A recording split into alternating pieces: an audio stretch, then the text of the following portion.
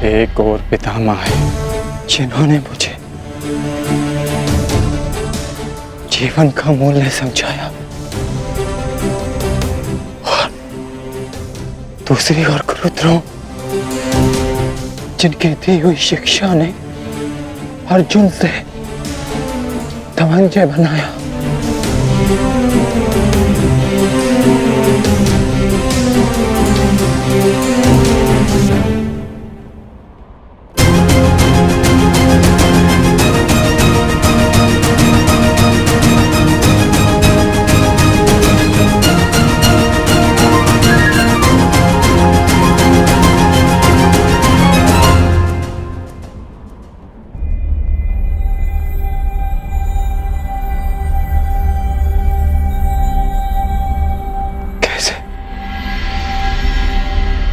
कैसे कैसे प्रहार कर पाऊंगा मैं इन पर?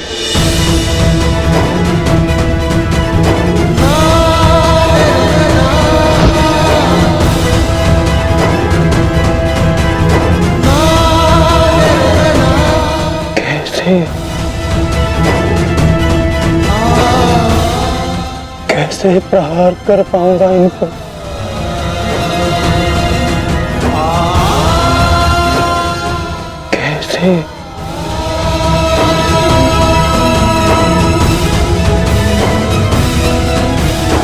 क्या हुआ पार्थ?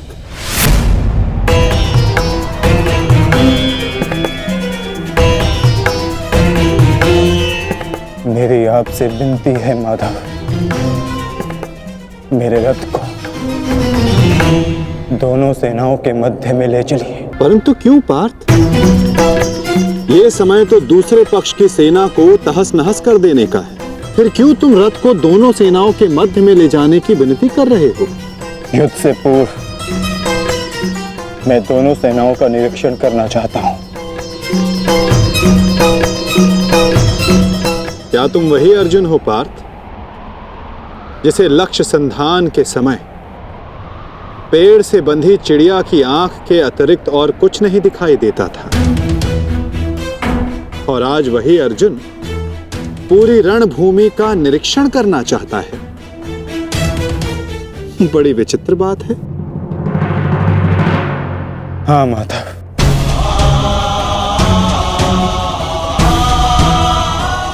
वो चिड़िया काष्ठ की बनी थी,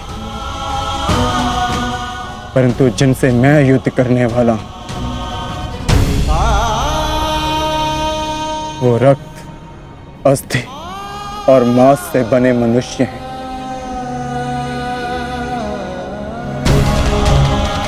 जिनमें प्राण है, और सबसे बड़ी बात उनमें मेरे संबंध बसे हैं। युद्ध आरंभ होने से पूर्व मैं ये देख लेना चाहता हूं कि किसके वध से धर्म की स्थापना होगी और किसकी मृत्यु से मन में अधर्म का अनुभव होगा। और इस युद्ध के पश्चात मैं क्या पाने वाला हूं और क्या खोने वाला हूं?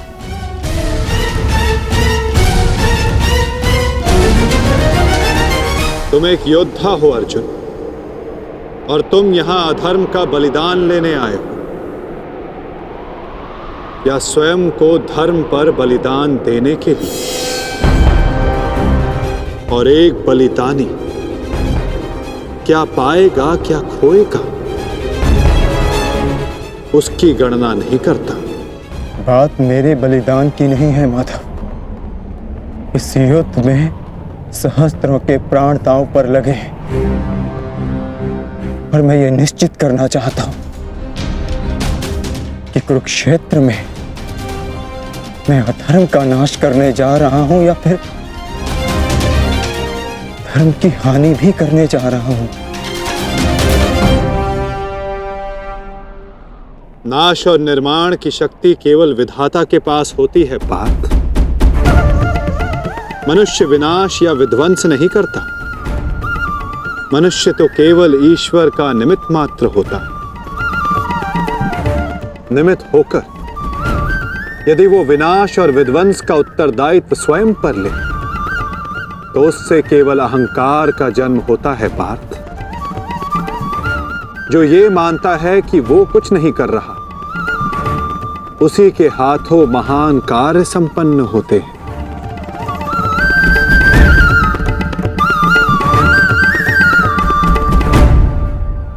परंतु मैं तुम्हारी कामना अवश्य पूर्ण करूंगा पार्थ, क्योंकि बलिदान भी एक प्रकार का दान होता है, और जिस दान को देने से पूर्व हाथ कांपे वो दान फलदायी नहीं होता।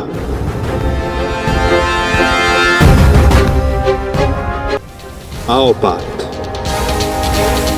मैं तुम्हें युद्ध भूमि के मध्य ले चलता हूं।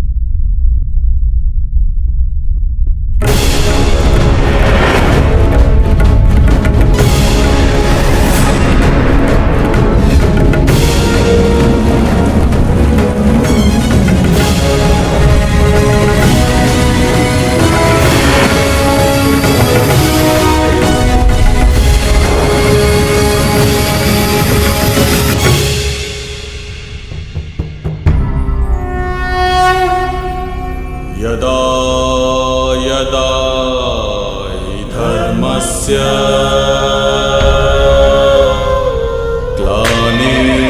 ग्लानिर्भवति भारत अभ्युत्थानं धर्मस्य तदात्मानं सृजाम्यहम्। जिस प्रकार तुम कर्तव्य और कर्म के मध्य खड़े हो, उसी प्रकार तुम अब दोनों सेनाओं के मध्य खड़े हो पार्थ।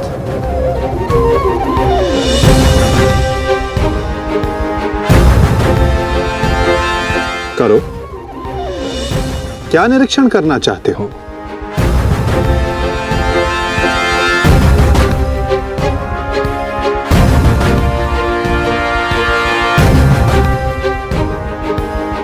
क्या हुआ पार्थ? ऐसा कौन सा भाव है जो तुम्हारे मन को विचलित कर रहा है? ऐसा कौन सा प्रश्न है जिसका उत्तर तुम्हें नहीं मिल रहा? यदि पूछोगे नहीं तो उसका समाधान कैसे पाओगे पार्थ? मैं जानता हूं तुम यही सोच रहे हो ना कि क्या यह युद्ध अनिवार्य है? क्या इतने योद्धाओं का वध, इतने जनों की हानि अनिवार्य है? क्या ये सब कल्याण के लिए है भी या नहीं? है ना पार्थ? यही विचार मेरे मन को विचलित किए जा रहे हैं माधव। क्या वास्तविकता में यह युद्ध अनिवार्य है? क्या राज्य, धारा, संपत्ति, ये सब पाने के लिए अपनों का वध करना धर्म है? क्या एक योद्धा का यही कर्तव्य है? बताइए, उत्तर दीजिए माधव।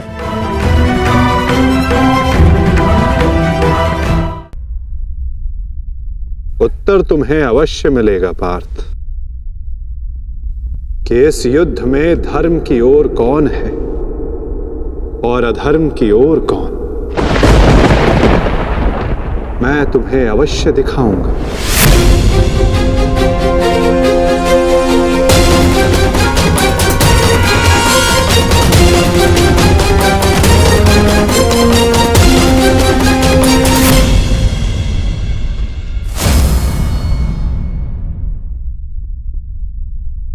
ये है वो हस्तिनापुर युवराज दुर्योधन, जिसे रक्त रंजित करने की कल्पना मात्र से तुम्हारा मन डोल रहा है पार्थ। ये वही युवराज दुर्योधन है जिसकी कुदृष्टि सदा तुम्हारे परिवार पर डोलती आई है पार्थ। स्मरण है पार्थ? ये वही है जिसने पांचाली को भरी सभा में वैश्या सिद्ध करके अपनी जंघा पर बैठने का निमंत्रण दिया था। ओ दासी द्रौपदी, आकर मेरी जंघा में बैठो। कैसे एक पवित्र याज्ञ सेनी को भरी सभा में इसने मलिन करने का प्रयास किया था। वस्त्र हरण करो इस दासी द्रौपदी का। और ये तुम्हारे मातुल्य गांधार राज शकुनी, इन्होंने जब शकुन मनाया केवल तुम्हारे परिवार के अनिष्ट का शकुन मनाया पार्थ। तुम इन्हें मातुल्य कहते हो। मातुल्य का अर्थ है जिसे मां के तुल्य समझा जाए। और तुम्हारे इन्हीं मामा ने तुम्हारी माता को वारणा व्रत की लाक्षागृह की अग्नि में भस्म करने का प्रयास किया पार्थ।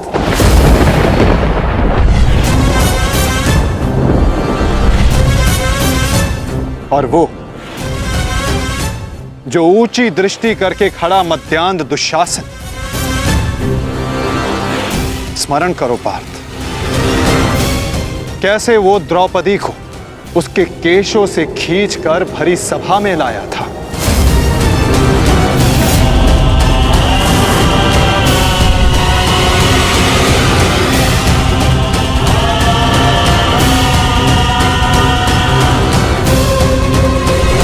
कैसे याज्ञ सेनी को भरी सभा में निर्वस्त्र करने का प्रयास किया था इसने।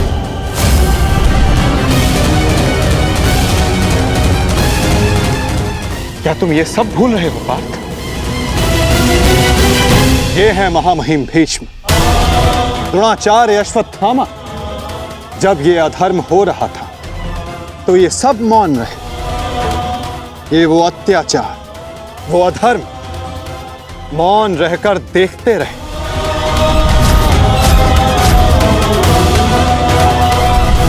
स्मरण करो वो वनवास, वो अज्ञातवास, जिसने तुम्हें तुम्हारा पौरुष त्याग कर बेहनल्ला बनने को विवश किया।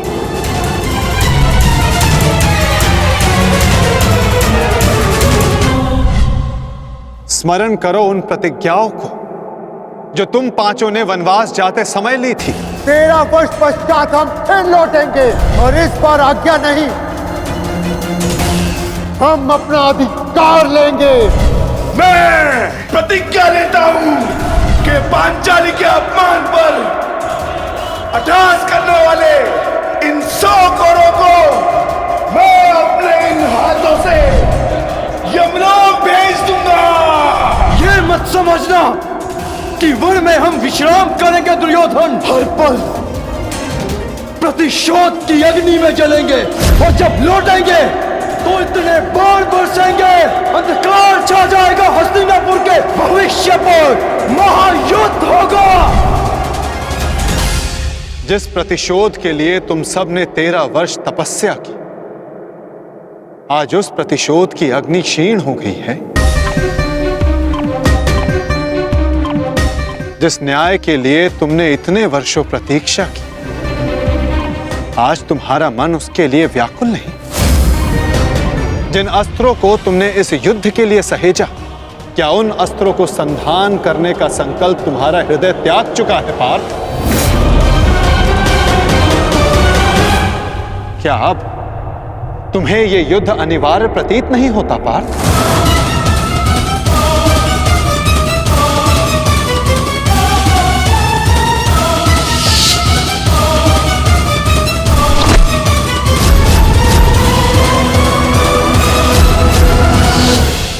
हाँ माता,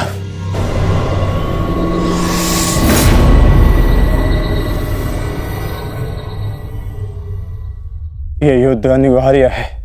तो फिर तुम व्याकुल क्यों हो पार्थ?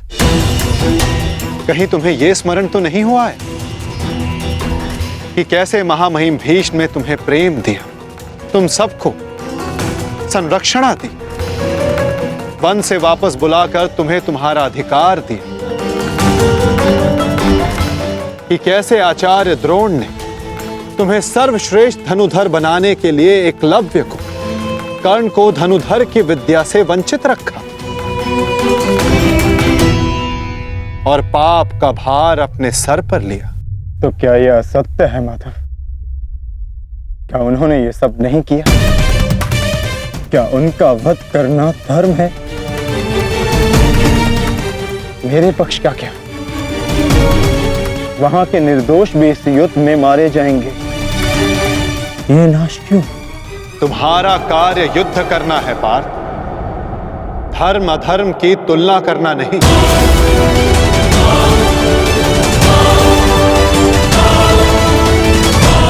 और केवल विपक्ष ही नहीं, तुम्हारा स्वयं का पक्ष भी तुम्हें दुर्बल बना रहा है। वहां भी सर्वत्र धर्म नहीं है पार्थ।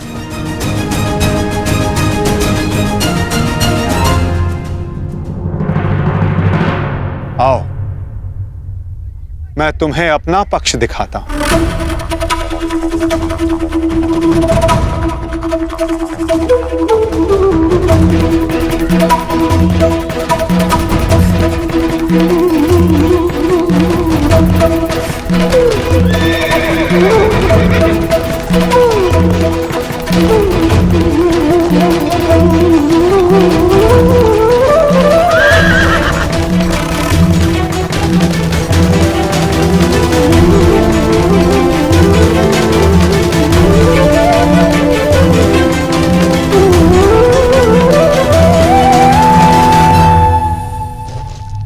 देखो अपने भ्राता युधिष्ठिर को, भ्राता भीम को, नकुल सहदेव को, अपने भतीजों को, अपने पुत्रों को।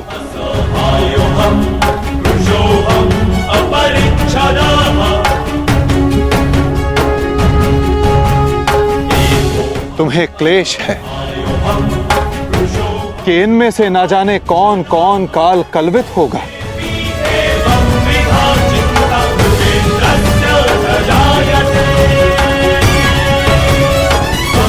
इनकी मृत्यु की संभावना तुम्हारे मन को दुर्बल बना रही है पार्थ।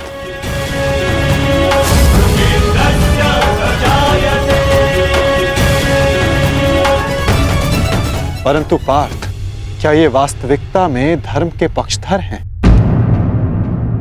तुम्हें प्रतीत होता है कि ये सब निरपराध मारे जाएंगे। तो बताओ, कौन है जो अपराधी नहीं, जो दोषी नहीं? यदि युधिष्ठिर स्वयं का अधिकार राज्य पर मानते हैं, तो इसमें दुर्योधन का क्या दोष? क्या उनकी माता पहले गर्भवती नहीं हुई थी? क्या यह सत्य नहीं कि युधिष्ठिर ने अपना राज द्यूत क्रीड़ा में लगाया, जिसे दुर्योधन ने जीता?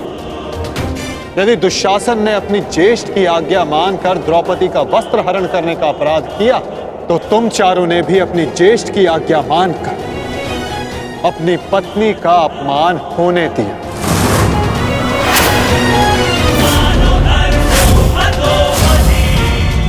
जिस कर्ण ने अपने कौशल से अपनी श्रेष्ठता सिद्ध की, उसे बार बार सूत पुत्र कहकर पुकारना क्या भीम का अपराध नहीं था? द्यूत क्रीड़ा के नियम जानते हुए भी युधिष्ठिर ने उसका प्रस्ताव स्वीकार किया। क्या यह युधिष्ठिर का अधर्म नहीं था? तो बताओ पार्थ, कहां धर्म है और कहां अधर्म? कौन दोषी है और कौन निर्दोष? बोलो पार्थ।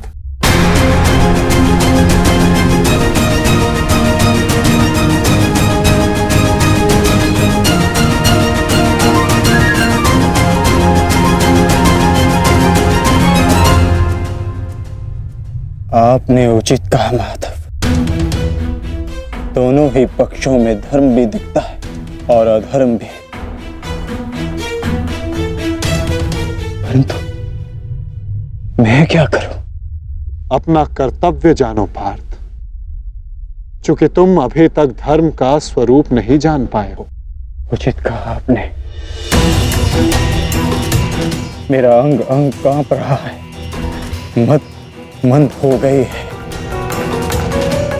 कांधे हाथ से बार बार सरक रहा है। मैं इस महाविनाश का पूर्व अनुमान करके चिंतित हो गया। कोई अपमान इतना बड़ा नहीं, कोई प्रतिशोध इतना प्रबल नहीं कि सहस्त्रों के लाखों के प्राणों की आहुति देकर पूरा किया जाए।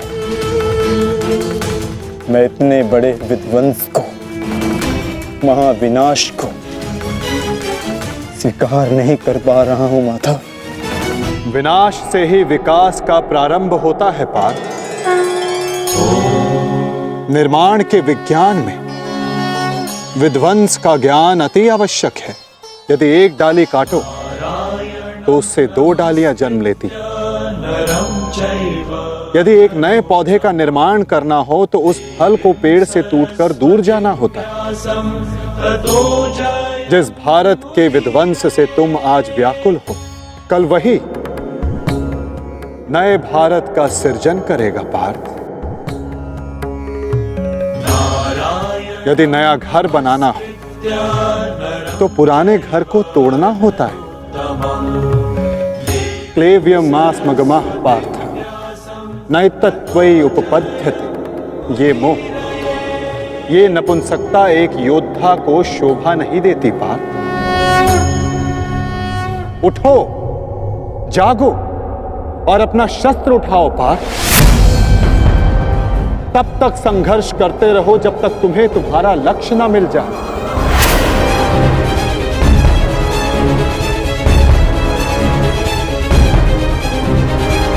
शस्त्र उठाओ?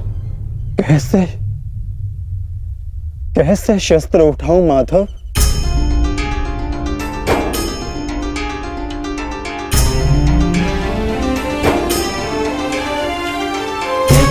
धर्मं च लोभं च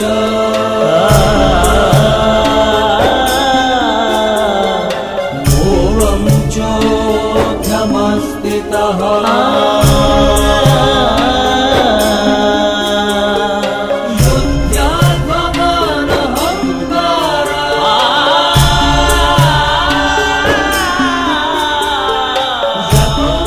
जिनकी सेवा और आज्ञा पालन करना जीवन का धर्म है, उन पितामह पर, आचार्य द्रोण पर कैसे शस्त्र उठाऊं मैं? कैसे माधव? ये कौरव है तो मेरे भाई ही ना, सबकी धमनियों में एक ही रक्त है। इन्हें मारकर इंद्रप्रस्थ तो क्या, इंद्रलोक भी मिले तो क्या लाभ?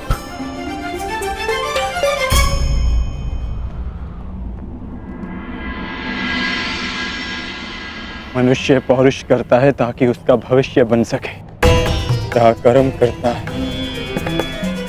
ताकि उसकी संतान सुखी रह सके।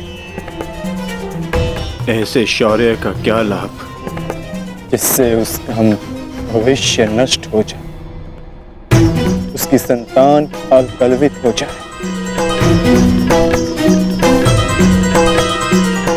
इन लाखों सैनिकों को देखिए माता, इनमें से कितने सुरक्षित अपने घरों को लौटेंगे, कितनों की पत्नियां सुहाग का चिन्ह धारण करेंगी, कितने बालक अनाथ होंगे।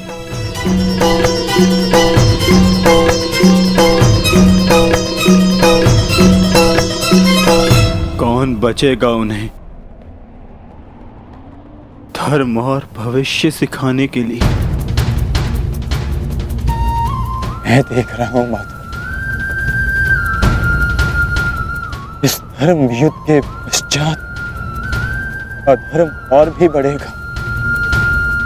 कुरुकुल का ही नहीं, पूरे भारत का विनाश होगा। आज के नियम टूटेंगे। क्या भविष्य को यही आशा है हमसे? तर्क बुद्धिमतपूर्ण है पार्थ, परंतु अर्थ मूर्खतापूर्ण। क्या नष्ट हो जाएगा? कैसा दुख होगा पार्थ? यदि वृक्ष के कुछ पत्ते झड़ जाएं, तो वो दुख का कारण नहीं होते पार्थ। पत्तों के जन्म का तात्पर्य वृक्ष को जीवन देना होता है, स्वयं का जीवन जीना नहीं। ठीक उसी प्रकार मनुष्य का जीवन और मरण, उसका केवल एक ही लक्ष्य होता है पार्थ, समाज में सुख, समाज में धर्म स्थापना। और आज ये समाज तुमसे यही युद्ध मांग रहा है, युद्ध मांग रहा है, युद्ध मांग रहा है, युद्ध मांग रहा है। मैं कह चुका हूं कि विनाश से उद्भाव प्रारंभ होता है। आज समाज में भेदभाव, लोभ, लालच विष बनकर व्याप्त हो रहा है। जो धर्म वर्षों पहले वेदों ने स्थापित किया था, वो आज केवल एक शब्द बनकर रह गया है पार्थ। धर्म का मर्म लुप्त हो गया। तुम्हारे समक्ष कर्ण का उदाहरण है पार्थ, जो वर्ण व्यवस्था कर्म पर आधारित थी, आज उस पर जन्म हावी हो गया है पार्थ। सहस्त्रों का कौशल, उनकी प्रतिभाएं दबाई जा रही हैं पार्थ। समाज नया परिवर्तन मांग रहा है, नई परंपराएं मांग रहा है, और वो सब संभव होगा इस युद्ध से, इस युद्ध से, इस युद्ध से। इस युद्ध से नई परंपराएं जन्म लेंगी। वो व्यवस्था टूटेगी जो आज समाज को तोड़ रही है पार्थ। वर्षा से पूर्व आकाश और धरा दोनों मलिन रहती है पार्थ, परंतु वही वर्षा आकाश और धरा को स्वच्छ बना देती है। और ये युद्ध वही वर्षा है पार्थ, जिसे धरा पुकार रही है। अपने झूठे मोह से मुक्त हो जाओ पार्थ, और अपने वास्तविक लक्ष्य को पहचानो। समग्र मानव समाज के लाभ का विचार करके उठाओ अपना शस्त्र, उठो और गांडीव की तनकार से बता दो समस्त संसार को कि परिवर्तन आ रहा है। अपने बाणों से तोड़ डालो इस व्यवस्था को और जन्म दो नूतन परंपरा को पार्थ। यही धर्म है।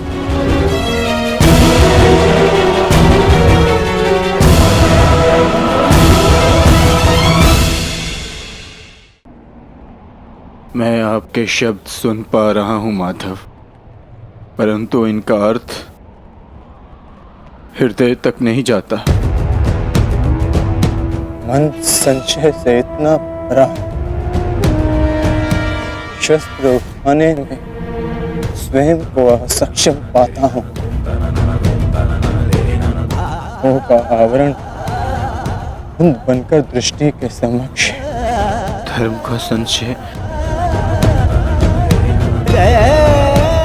मन अपनों की हानि के विचारों से भरा है। संसार को कैसे देखूं?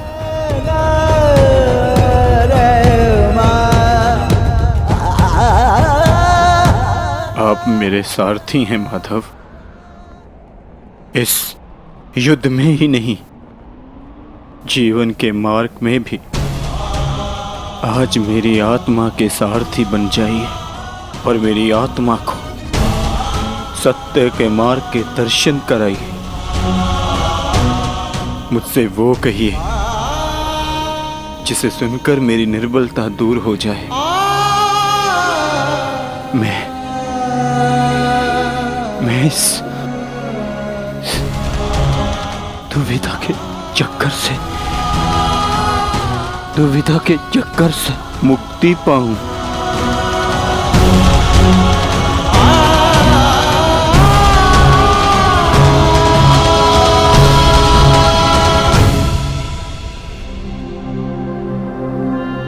पार्थ,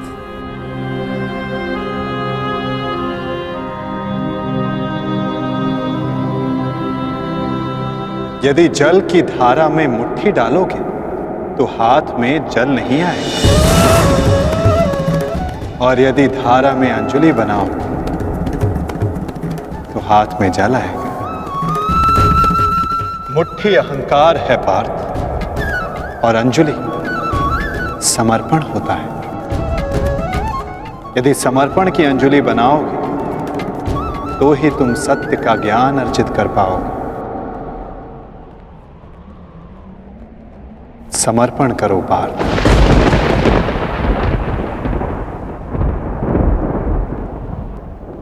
मैं समर्पण करता हूँ, समर्पण करता हूँ, समर्पण करता हूँ, समर्पण करता हूँ।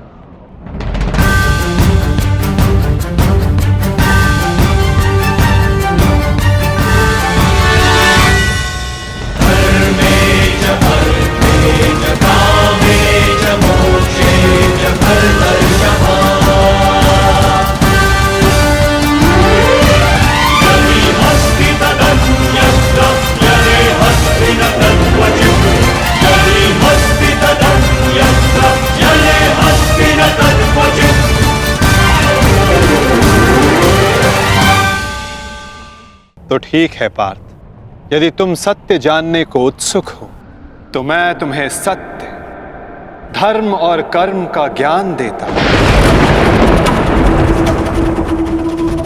मैं तुम्हें धर्म और कर्म का मर्म समझाता हूं पार्थ।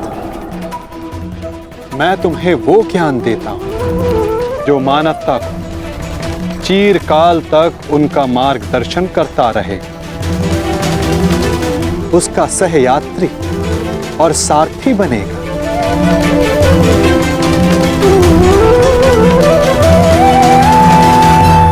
तो समर्पण भाव से सुनो पार्थ, वो ज्ञान जो मैं तुम्हें अर्पण करने वाला हूं। यदा यदा हि धर्मस्य ग्लानिर्भवति भारत अभ्युत्थानम् अधर्मस्य तदात्मानं सृजाम्यहम्। तो बताइए माता, सत्य क्या है, धर्म क्या है? सत्य, धर्म और कर्म, ये सब हमारे मन के उत्पाद होते हैं पार्थ। जब तक हमारा मन भ्रम और संशय में होता है तब तक सत्य के दर्शन नहीं होते। तो कर्म और सत्य का मर्म जानने के लिए उत्तर दो पार्थ। तो बताओ, मानव, पशु पक्षी, जल जीव, वनस्पति, ये सब कैसे बने? कैसे इन सब का जन्म हुआ है? ये सब कैसे जीते हैं? कैसे इनकी मृत्यु होती है? और मृत्यु के पश्चात ये सब कहां जाते हैं? विचार करके उत्तर देना पार्थ।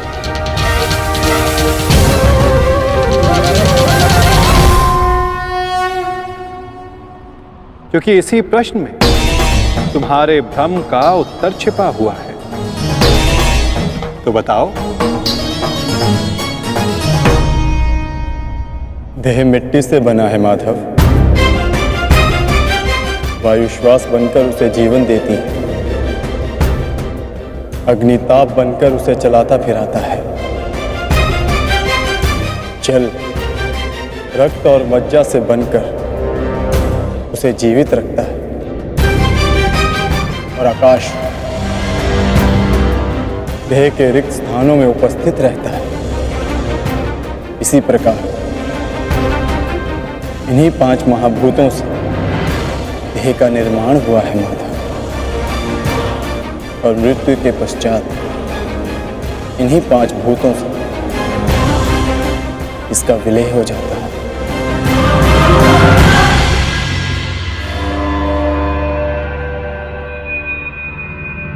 तो इसका अर्थ ये हुआ पार्थ कि मेरा, तुम्हारा, महामहिम भीष्म और आचार्य द्रोण, हम सब का देह इन 5 महाभूतों से बना है, जिसे अंततः उन्हीं में मिल जाना है।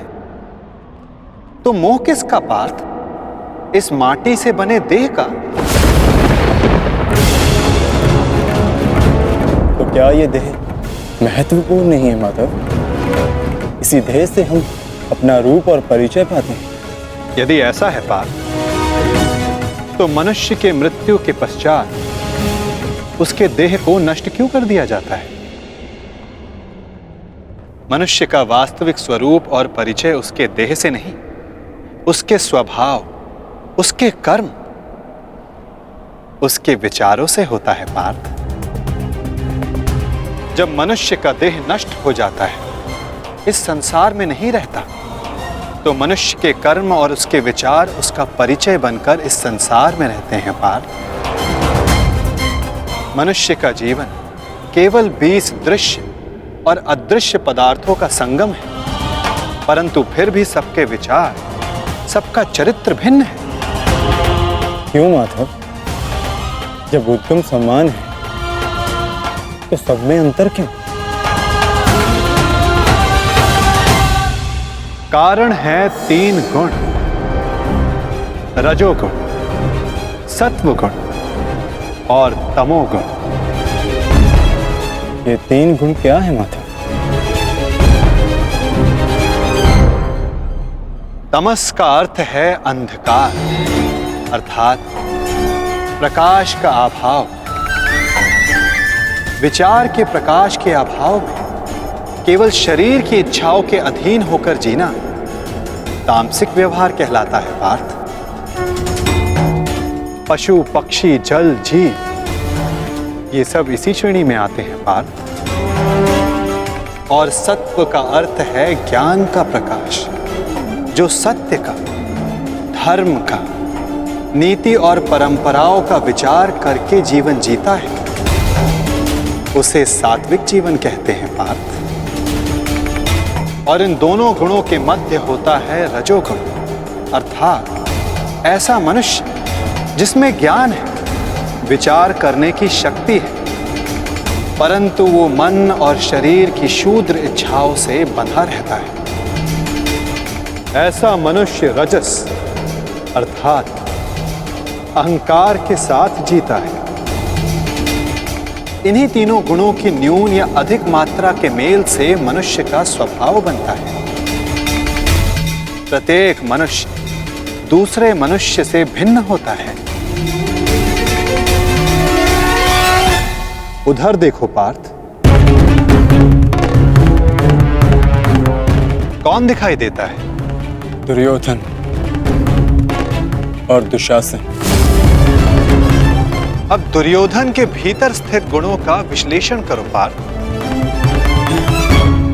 धर्म जानते हैं, परंतु उसका वहन नहीं करते। अहंकार इनके जीवन का केंद्र है, अर्थात तमस की मात्रा न्यून है और रजस गुण की अधिक, और सत्य तो बिल्कुल भी नहीं। और दुशासन, उसने सदा केवल अपने ज्येष्ठ का आदेश माना है, स्वयं का कोई विचार नहीं। इसलिए उसके मन में केवल तमस गुण है। अब महामहिम को देखो पार्थ, सत्व के साथ तमस के अद्भुत मेल को देखो। उनमें अहंकार नहीं है, परंतु पुरातन परंपरा और प्रण से बंधित है। आवश्यकता पड़ने पर भी परंपरा का त्याग नहीं कर सकते। और उधर आचार्य द्रोण को देखो पार्थ, ज्ञान और अहंकार का संगम। ज्ञान उनको मुक्त करने को आतुर है, परंतु अहंकार उन्हें मुक्त होने नहीं देता।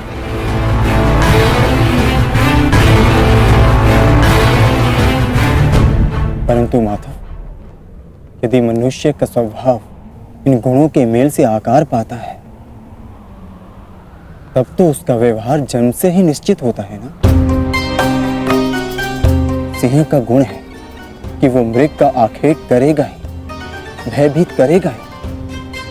उसी प्रकार मृग का भी गुण है कि उसे सिंह से भयभीत होना ही है। यदि किसी का अपराधी और अधर्मी होना निश्चित है तो फिर हम क्यों किसी के कर्मों की प्रशंसा करते हैं? क्यों हम किसी को अपराधी मानकर उसे दंड देते हैं? क्या आवश्यकता है किसी के नाश की? क्या आवश्यकता है किसी के प्रतिकार की? उत्तम प्रश्न है पार्थ, परंतु मनुष्य का कर्म जानने से पूर्व यह समझ लेना आवश्यक है कि मनुष्य वास्तव में है क्या? क्या मनुष्य केवल पंच महाभूतों का मेल है?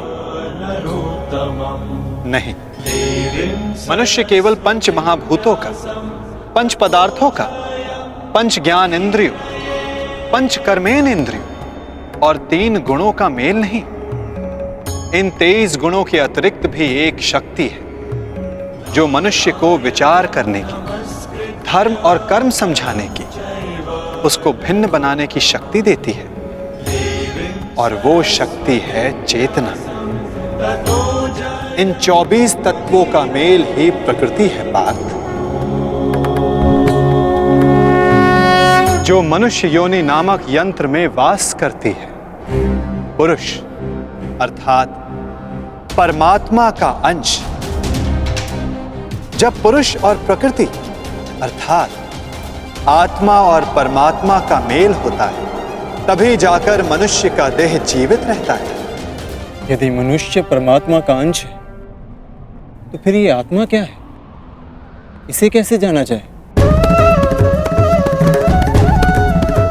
तुम एक महारथी हो और इस रथ का उपयोग करते हो। उसी प्रकार आत्मा इस शरीर नामक रथ का, इस यंत्र का उपयोग करती है, परंतु आत्मा शरीर नहीं होती।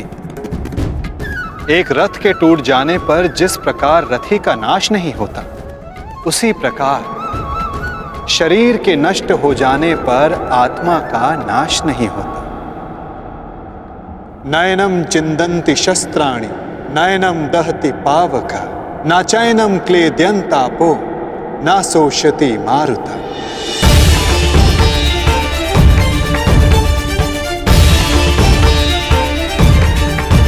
आत्मा को ना कोई शस्त्र छेद सकता है, ना अग्नि उसे जला सकती है, ना जल उसे डुबो सकता है, ना वायु आत्मा को सुखा सकती है।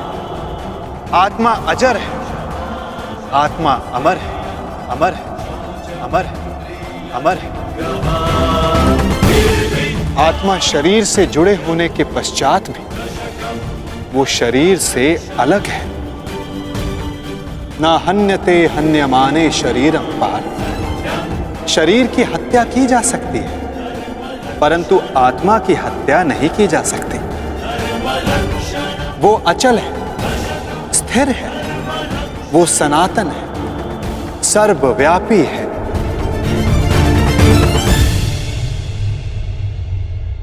जिस प्रकार हम पुराने वस्त्रों को त्याग कर नया वस्त्र धारण करते हैं, ठीक उसी प्रकार हमारी आत्मा देह नष्ट हो जाने के पश्चात नया देह धारण कर लेती है।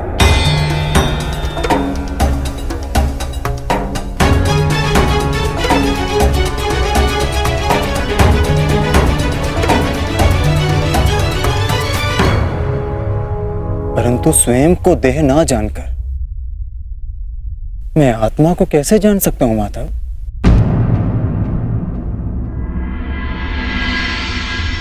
पार्थ, इसमें कुछ असंभव नहीं। एक दृष्टिहीन व्यक्ति संसार को अपनी मन की दृष्टि से देखता है। बोलने में असक्षम व्यक्ति प्रयास करके अपने संकेतों से संसार को समझाता है। जिनके हाथ पांव नहीं होते वो भी पुरुषार्थ करते हैं। तो आत्मा को जानना भी इतना कठिन कार्य नहीं है पार्थ।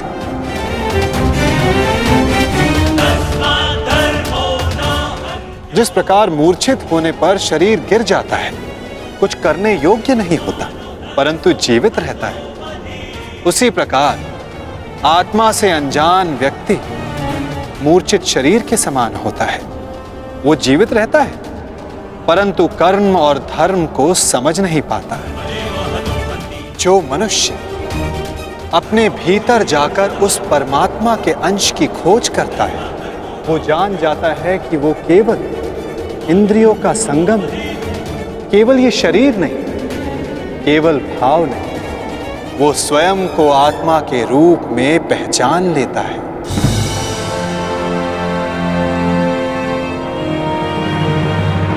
पर ब्रह्म विभाजित होकर पुरुष और प्रकृति बने पार्थ।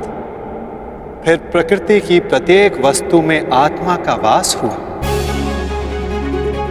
प्रकृति यानी मनुष्य का शरीर जब वो मोह और अंधकार से घिर जाता है, तब वो अपनी चेतना को खो देता है। तब उस मोह निद्रा को तोड़कर अपनी चेतना को जगाना, स्वयं को परमात्मा का भाग जानना, यही आत्मा का कार्य है, यही उसका उद्देश्य है पार्थ। यदि हर आत्मा परमात्मा का अंश है, तो फिर ये प्रगति और अवगति, नाश और उत्थान, पाप और धर्म, ये सब परमात्मा स्वयं कर रहे हैं। नहीं पार्थ, ये मनुष्य की चेतना और आत्मा करती है। जिस प्रकार कीचड़ से घिरा रत्न अपनी चमक खो देता है, जिस प्रकार मेघों से घिरा सूर्य अपना प्रकाश खो देता है, वैसे ही प्रकृति के 24 तत्वों से घिरी आत्मा ये भूल जाती है कि वो परमात्मा का अंश है। उसे लगता है कि ये देह ही सब कुछ है, देह के अतिरिक्त भी उसका कोई अस्तित्व है, इसका उसे भान ही नहीं रहता। वो केवल देह की संवेदना को ही ज्ञान मानती है। हानि लाभ, सुख दुख, स्वाद गंध, स्पर्श श्रवण, बस इसे ही अपना अनुभव मान लेती है। वो पाप करती है जो आत्मा परिवर्तन का प्रयत्न ही करती, जो अधर्म करते रहती है। उसको जागरूक करने के लिए दंड देना अनिवार्य होता है पार्थ। उसके जागरण के लिए युद्ध अनिवार्य होता है।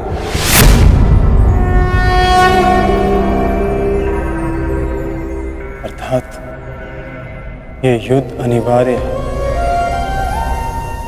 मैं शरीर नहीं। हाँ पार्थ, तुम भी ये शरीर नहीं, तुम भी आत्मा हो। और इस युद्ध भूमि में खड़ा प्रत्येक योद्धा वैसा नहीं जैसा तुम उसे जानते हो। वो सभी आत्माएं हैं, मोह, अहंकार और अंधकार से घिरी हुई। कुछ समय के लिए आत्मा इनके शरीरों में वास कर रही है। शरीर मरेंगे, किंतु सब अमर हैं। अपनी अपनी देह को त्याग कर सब नया शरीर धारण करेंगे। और बार बार तब तक ऐसा होता रहेगा जब तक आत्मा से मोह और अहंकार का आवरण नहीं हट जाता, जब तक वो स्वयं को पवित्र आत्मा, शुद्ध आत्मा के रूप में नहीं जान लेती और अधर्म का त्याग करके धर्म में दृढ़ नहीं हो जाती।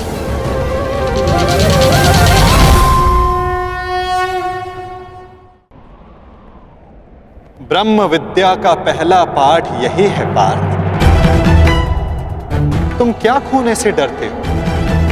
तुम क्या साथ लाए थे जो तुम वापस ले जाओगे? जिसने जन्म लिया है उसे एक ना एक दिन अवश्य मरना होगा, और जो मरेगा उसे फिर से जन्म लेना होगा। यही महाज्ञान सांख्य योग है पार्थ।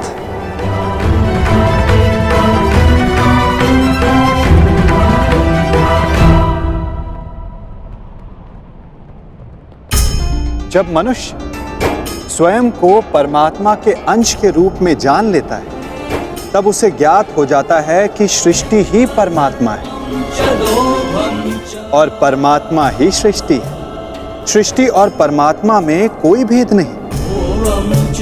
तब वो अन्य प्राणियों के प्रति कठोर और निर्दयी नहीं होता पार्थ। यदि जीभा दांतों से कट जाए तो पीड़ा केवल जीभा को नहीं होती, समग्र शरीर उसकी पीड़ा अनुभव करता है। ठीक उसी प्रकार स्वयं को आत्मा के रूप में जानने वाला सारे संसार की पीड़ा को स्वयं अनुभव करता है और उनके सुख में आनंद भी मनाता है पार्थ। जब तक इस संसार में एक भी मनुष्य को पीड़ा है, तब तक वास्तव में किसी का भी सुख संपूर्ण नहीं होता। और इस सत्य को जानकर मनुष्य का हृदय, मनुष्य का मन करुणा से भर जाता है। करुणा ही धर्म है पार्थ। जिस मनुष्य पर तमस गुण छाया होता है वो निर्दयी, कठोर और स्वार्थी होता है। वो अपने सुख के लिए दूसरों को दुख देता है, परमात्मा की ओर गति नहीं करता। अर्थात परमात्मा से दूर ले जाने वाले मार्ग का नाम अधर्म है पार्थ।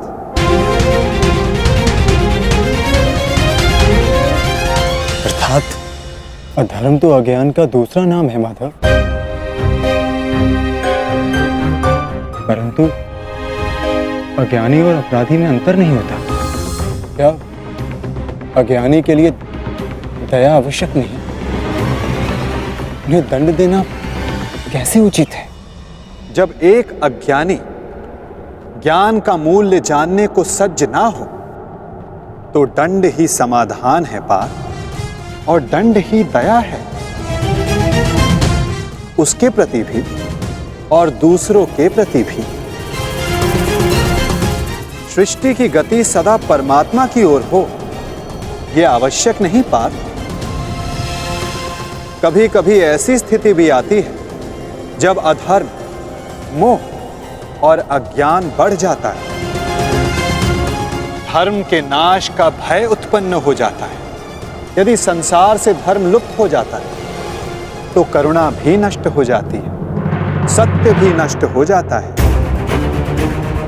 यदि भविष्य में आने वाली पीढ़ियों को धर्म प्राप्त हो सके, इसलिए आज अधर्मियों का वध करके धर्म की स्थापना करना आवश्यक है पार्थ। और आज तुम्हारे समक्ष ऐसी ही स्थिति है।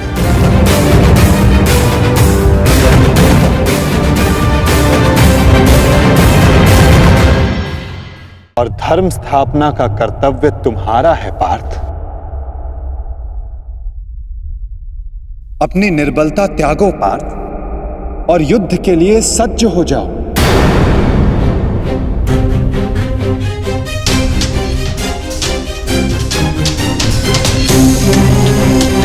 किंतु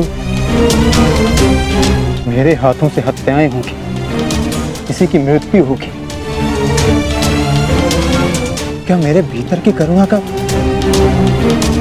नाश नहीं हो जाएगा माधव? यदि करुणा ही धर्म का आधार है तो फिर मेरी आत्मा तो अधर्मी बन जाएगी माधव। कर्म का बंधन अवश्य निर्मित होता है, परंतु कार्य का बंधन निर्मित नहीं होता पार्थ। प्रत्येक कर्म कार्य होता है पार्थ, परंतु प्रत्येक कार्य कर्म नहीं होता। कर्म उस कार्य को कहते हैं जब मनुष्य उस कार्य से फल की इच्छा रखता है। जब भी मनुष्य धन, संपत्ति, प्रशंसा के लिए कार्य करता है, उस कार्य से फल की आशा रखता है, तब वो उस फल में बंध जाता है और इसी कारण उसे बार बार जन्म लेना पड़ता है पार्थ। वास्तव में मनुष्य को कोई कर्म नहीं बांधता पार्थ। उस कर्म से जुड़ी फल की आशाएं, फल की कामना मनुष्य को बांधती है। वो कैसे माधव?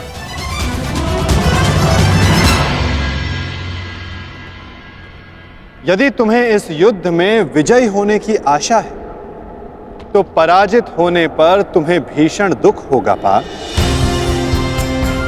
वो दुख तुमसे कुकर्म करवाएगा और उसके फल के लिए तुम्हें दूसरा जन्म लेना होगा।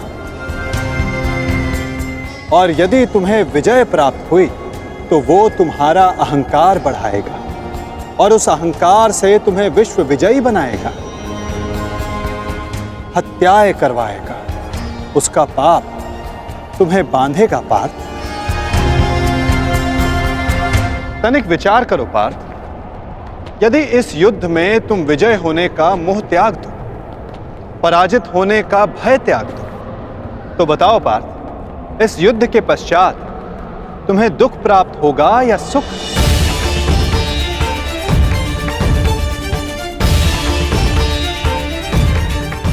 ना सुख ना दुख।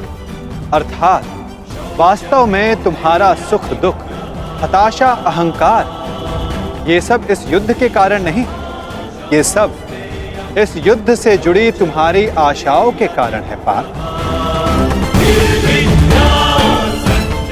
क्या ये सत्य नहीं? सुख दुखे समे कृत्वा लाभा लाभा जया जय ततो युद्धाय युजस्व नैवं पापम वयाप्स्यसि।